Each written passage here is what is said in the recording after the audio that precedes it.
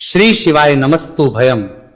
दोस्तों, जैसा कि आप सभी लोग जानते हैं कि 26 मई 2026 यानी मंगलवार को पड़ रही है पुरुषोत्तम मास की ज्येष्ठ शुक्ल पक्ष दशमी तिथि।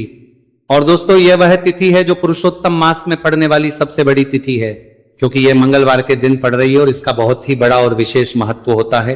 पूज्य गुरु जी ने कहा है कि अगर कभी भी मौका लग जाए और पुरुषोत्तम मास की दशमी तिथि मंगलवार को पड़ जाए तो आप लोगों को एक छुटकी काला तिल वाला उपाय तो अवश्य ही करना चाहिए। इन दोनों का संयोग बहुत ही कम आता है। इसी के साथ में गुरु जी ने अपनी शिव पुराण कथा में बताया है कि इस दिन आपको एक छुटकी काला तिल वाला उपाय तो आपको अवश्य ही करना चाहिए, क्योंकि ऐसा दिन पूरे साल में सिर्फ एक ही बार आता है। और दोस्तों, आप सभी लोग जानते हो कि मंगलवार दशमी तिथि का अगर सबसे बड़ा कोई उपाय है तो वह एक छुटकी काला तिल वाला उपाय है। तो दोस्तों, मंगलवार दशमी तिथि के दिन आप लोगों को इस एक छुटकी काला तिल वाला उपाय को जरूर करना है। बहुत सारे लोग होंगे जिन लोगों ने इस उपाय को ना किया हो, मतलब पूरा साल निकल गया, उन्होंने किसी भी दिन इसे छुटकी काला तिल वाला उपाय को ना किया हो। पर दोस्तों, आपके पास एक आखिरी मौका बचा हुआ है, जो कि 26 मई मंगलवार दशमी तिथि के दिन है। इस दिन आप लोगों को इस वाले उपाय को जरूर कर लेना है। भले ही आपने पूरे महीने भर इस उपाय को ना किया हो, पर अगर आपने इस महीने के मंगलवार दशमी तिथि के दिन अगर इस वाले उपाय को कर लिया तो आपको इस उपाय को करने का बहुत फल मिलेगा, जिसकी आपने कभी कल्पना भी नहीं करी होगी। इसीलिए आप लोग इस वाले उपाय को एक बार जरूर कर लेना है, ताकि आप लोगों के हाथ से यह मौका ना जा सके और आपको इस उपाय को करने का फल मिल सके। दोस्तों, यह उपाय पंडित जी ने अपनी अभी की ही श्री शिव महापुराण की कथा में बताया है। उपाय को आज हम आपको बहुत अच्छे से समझाने वाले हैं। इस वीडियो को देखने के बाद इस उपाय को समझने के लिए आपको कोई और वीडियो को देखने की जरूरत नहीं पड़ेगी। तो चलिए दोस्तों, उपाय को शुरू करते हैं। देखिए, ये इस पुरुषोत्तम मास के मंगलवार दशमी तिथि के दिन ये इतना खास होता है, इतना महत्वपूर्ण होता है। देखा गया कभी कभी बड़े बड़े पूजा पाठ अनुष्ठान से जो मनोकामना पूर्ण नहीं होते, वह पुरुषोत्तम मास की मंगलवार दशमी तिथि के दिन एक छोटे से उपाय करने से ही आपकी मनोकामना पूर्ण हो है। और बहुत सारे लोगों ने इस उपाय को किया भी है और उनको इस उपाय को करने का फल भी जरूर मिला है।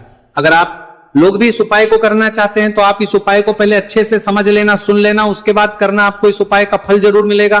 और इस उपाय को कर लेने से आपके घर में चाहे किसी भी प्रकार की दुहक और समस्या क्यों ना चल रही हो, आपको उसका कारण भी नहीं पता है कि भाई यह समस्या किस कारण से चल रही है। उसका कुछ भी कारण हो सकता है, जैसे पितृ दोष हो सकता है या किसी भी तरह का मंगल दोष भी हो सकता है। तो इस दिन आप लोगों को यह वाला उपाय कर लेना है। यह एक ऐसा उपाय है जिस उपाय को अगर किसी विशेष दिन पर किया जाए तो भाई उस विशेष दिन का जो है वो तो हमें मिलता ही मिलता है, पर हमने उस दिन पर इस उपाय को किया है तो हमें उससे भी बड़ा फल मिलता है और फल बहुत जल्दी मिलता है, क्योंकि आप इस उपाय को बहुत ही बड़े और विशेष दिन पर रहे हो। तो चलिए अब उपाय के बारे में बात करते हैं, लेकिन उससे पहले आप लोगों को यह जानना आवश्यक है कि आखिर ये उपाय किस समय करना है, किसको करना है और कैसे करना है।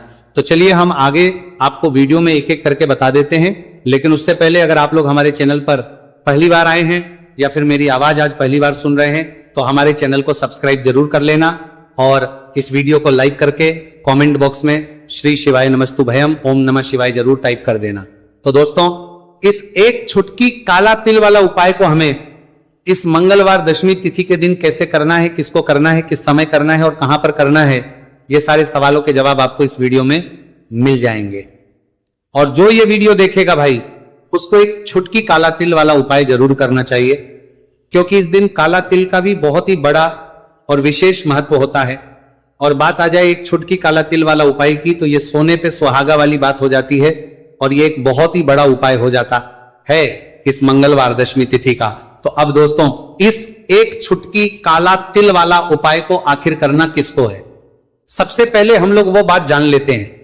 तो देखो, घर की जो बड़ी माताएं बहनें होती हैं, उन माताओं बहनों में से कोई भी एक बड़ी माता बहन इस वाले उपाय को कर सकती है।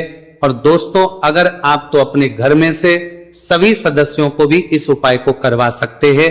अगर किसी व्यक्ति की खुद की कोई मनोकामना है, खुद की कोई दुख और परेशानी है जो कि वो अपने लिए ही करना चाहता है इस वाले उपाय को, तो वो खुद अपने लिए भी कर सकता है। बाकी अगर कोई घर में से ऐसा है जो कि अपने पूरे घर परिवार की सुख और शांति के लिए ये वाला उपाय करना चाहता है तो भाई वो भी कर सकता है, उसमें भी कोई दिक्कत वाली बात नहीं है। कहने का मतलब है कि इस उपाय को हर एक सदस्य भी कर सकता है और पूरे घर परिवार के सदस्य के लिए घर की बड़ी माताओं बहनों में से कोई एक माता बहन भी कर सकती है। माताएं बहनें अगर घर में उपस्थित ना हो या वह यह वाला उपाय ना कर पा रही हो तो फिर घर का कोई बड़ा सदस्य भी इस एक छुटकी काला तिल वाला उपाय को कर सकता है, चाहे फिर वह पुरुष ही क्यों ना हो, उसमें कोई भी दिक्कत वाली बात नहीं है। उसके बाद में दोस्तों जो अगला प्रश्न निकल आता है वो ये आता है इस उपाय को लेकर कि आखिर इस उपाय को हमें किस समय करना है, सुबह के समय करना है कि शाम के समय करना है। तो देखो इस वाले उपाय को आप लोग सुबह के समय भी कर सकते हो और शाम के समय प्रदोष काल में भी करता है सकते। अब अगर आप पूछो कि भाई सबसे उत्तम समय कौन सा रहेगा इस एक छुटकी काला तिल वाला उपाय को करने का, तो हम आपसे बस यही कहेंगे कि इस उपाय को आप सुबह के समय करेंगे तो ज्यादा बेहतर होगा। बाकी अगर प्रदोष काल शाम के समय भी करेंगे तो भी अच्छा होगा, उसमें कोई भी दिक्कत वाली बात नहीं है। तो अब दोस्तों जो अगली सबसे बड़ी और महत्वपूर्ण बात आती है वह यह आती है कि सुबह अगर हम उपाय को करेंगे तो हमें कितने बजे से लेकर कितने बजे तक के बीच में करना है और शाम के समय प्रदोष काल में करेंगे तो हमें कितने बजे से लेकर कितने बजे के बीच में करना है। तो देखो सुबह जितनी जल्दी हो सके आप उपाय को करने की कोशिश करना कि अगर किसी कारणवश लेट भी हो जाओ, थोड़ी देर भी हो जाए तो 10 या 11 बजे तक भी आप उपाय कर लेना, पर 12 बजे से ज्यादा देरी ना हो, ठीक है, इस बात का ध्यान रखना। उसके बाद में दोस्तों अगर शाम के समय प्रदोष काल की बात करें, प्रदोष काल का जो समय है होता है वो शाम के 6 बजे से शुरू हो जाता है। मतलब शाम के 6 बजे से लेकर 7 बजे के बीच का जो समय होता है यह समय प्रदोष काल का समय होता है। तो आप उपाय को 7 या 8 बजे के बीच में भी कर सकते हो। मतलब शाम के 6 बजे से रात 8 बजे के बीच में आप कभी भी इस वाले उपाय को कर सकते हो, उसमें कोई भी दिक्कत वाली बात नहीं है। देखिए यदि आपके जीवन में संकट बहुत ही अधिक चल रहे हो, समस्याएं बहुत ही अधिक चली हो, एक एक रूप खर्च करने आपको बस पड़ रहा है, भूमि से जुड़ी हुई कोई भी समस्या हो या फिर आपके विवाह से जुड़ी हुई कोई भी समस्या हो या आपके व्यापार से जुड़ी हुई कोई भी समस्या हो, तो आपकी ये सारी समस्या इस मंगलवार दशमी तिथि के दिन समाप्त होने वाली है। तो चलिए दोस्तों जानते हैं उस विशेष उपाय के बारे में। देखिए इस वीडियो में हम पूज्य गुरुजी द्वारा बताए गए 3 बहुत ही चमत्कारिक उपायों के बारे में जानेंगे। देखिए ये जो उपाय है आपके जीवन से दुर्भाग्य का तो अंत करेंगे ही, साथ ही साथ यदि आपके जीवन में धन की समस्या चल रही है तो वह सभी भी आपकी समाप्त हो जाएंगी। देखिए गुरुजी ने बताया है कि जब भी मंगलवार दशमी तिथि का दिन पड़े तो हमें कर्ज मुक्ति के लिए कुछ उपाय करने चाहिए। इसी के साथ हमें धन प्राप्ति, भूमि से जुड़े कार्यों और विवाह के लिए भी उपाय करने चाहिए।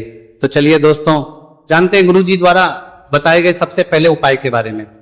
देखिए यह उपाय विशेषकर उन लोगों को करना है जिनकी भूमि से जुड़ी कोई भी समस्या चल रही हो, यानी कि उनकी भी जमीन से जुड़ी हुई समस्या चल रही है, यानी कि जो लोग मकान खरीदना चाहते हैं या फिर उनका खेत से जुड़ा कोई भी केस चल रहा है या फिर जिनके भी विवाह में विलंब हो रहा है या फिर जिन भी लोगों के जीवन में कर्ज बहुत ही अधिक बढ़ने लगा है, कर्ज जो है वो चुका नहीं पा रहे हैं, तो गुरुजी ने कहा है कि ऐसे लोगों को ये उपाय करना चाहिए। देखिए इस उपाय के लिए आपको थोड़े से काले तिल ले लेने हैं। देखा आपको मात्र एक चुटकी काले तिल ले लेने हैं।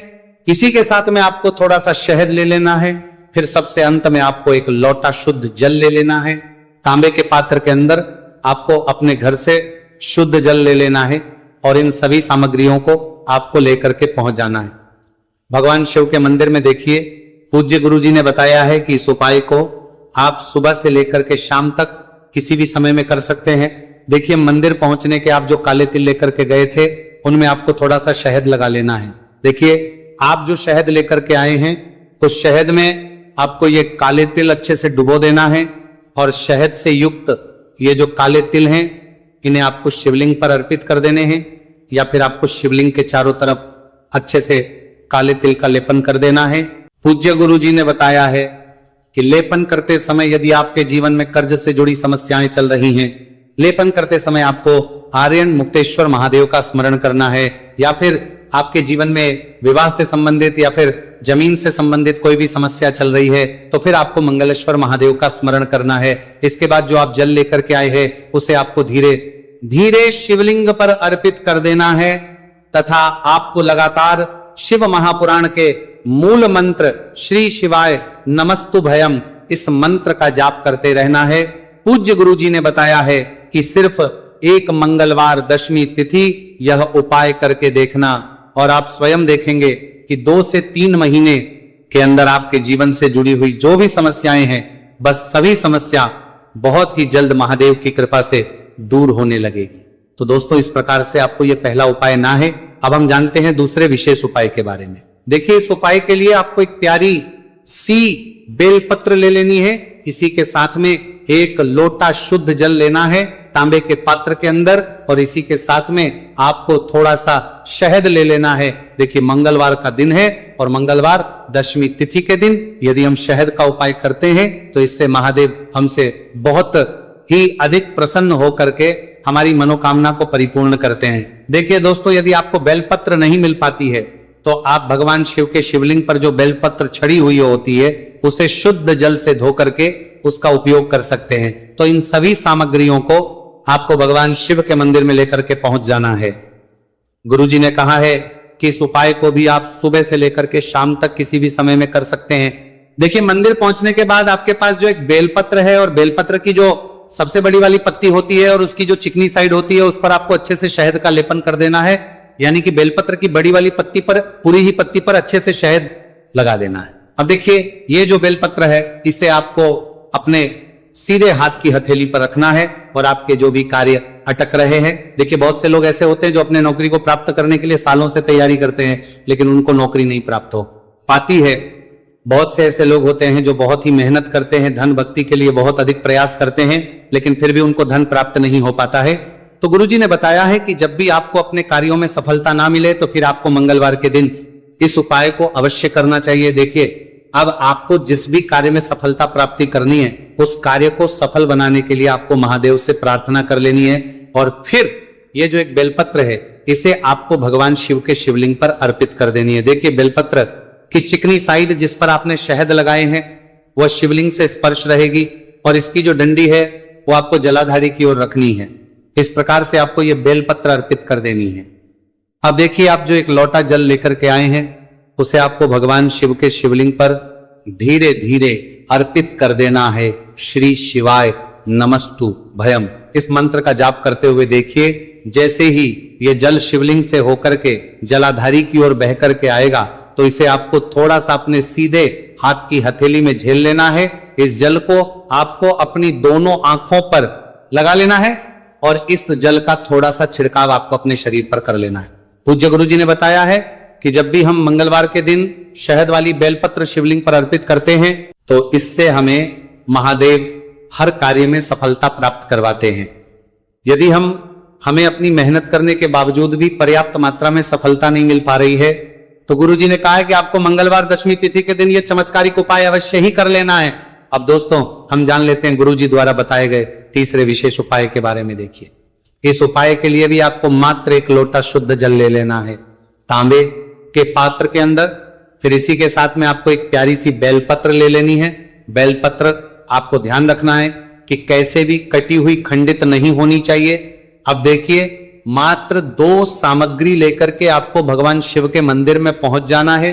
पूज्य गुरुजी ने बताया, देखिए, है कि यह उपाय विशेषकर उन लोगों को करना है जिनकी कोई भी विशेष मनोकामनाएं जो कई दिनों से परिपूर्ण नहीं हो पा रही है, चाहे वह विवाह से संबंधित हो, नौकरी से संबंधित हो, व्यापार से संबंधित हो, चाहे किसी भी प्रकार की मनोकामना है जो परिपूर्ण नहीं हो पा रही है, तो उसके लिए आपको यह उपाय करना है। देखिए, इस उपाय को भी आप सुबह से कि शाम तक किसी भी समय में कर सकते हैं। देखिए, मंदिर पहुंचने के बाद सबसे पहले तो आप बेलपत्र लेकर के आए हैं, उसे आपको अपने सीधे हाथ की हथेली पर रखना है और आपको महादेव से प्रार्थना करनी है कि हे मेरे महादेव, मेरी ये जो मनोकामनाएं बहुत दिनों से अधूरी है, मैंने कई प्रकार के उपाय कर लिए हैं, कई प्रकार के व्रत कर लिए हैं, लेकिन अभी तक मेरी मनोकामना परिपूर्ण नहीं हो पाई है। तो उस मनोकामना को परिपूर्ण करने के लिए प्रार्थना करनी है और ये बेलपत्र आपको शिवलिंग पर अर्पित कर देनी है। देखिए, बेलपत्र की जो चिकनी साइड है वो शिवलिंग से स्पर्श रहेगी और इसकी जो है वो आपको जलाधारी की ओर रखनी है। इस प्रकार से आपको ये बेलपत्र अर्पित कर देनी है। इसी प्रकार से आपको ये बेलपत्र अर्पित करनी है। अब देखिए, आप जो 1 लोटा शुद्ध जल लेकर के आए हैं इसे आपको धीरे धीरे शिवलिंग पर अर्पित कर देना है। इस मंत्र का जाप करते हुए देखिए, जल अर्पित करते हुए आपको कम से कम 11 बार श्री शिवाय नमस्तुभयम या फिर ओम नमः शिवाय इस मंत्र का जाप कर लेना है। पूज्य गुरु जी ने बताया है कि जो भी व्यक्ति 26 मई मंगलवार दशमी तिथि के दिन शिवलिंग के सामने इस उपाय को करता है तो उसकी जो भी मनोकामना है वह महादेव की कृपा से निश्चित ही परिपूर्ण हो जाती है। तो दोस्तों, ये थे पूज्य गुरु जी द्वारा बताए गए कुछ बहुत ही खास उपाय। अगर आपको जानकारी अच्छी लगी हो तो वीडियो लाइक करिएगा। मिलते हैं फिर एक नए वीडियो के साथ। श्री शिवाय नमस्तुभयम।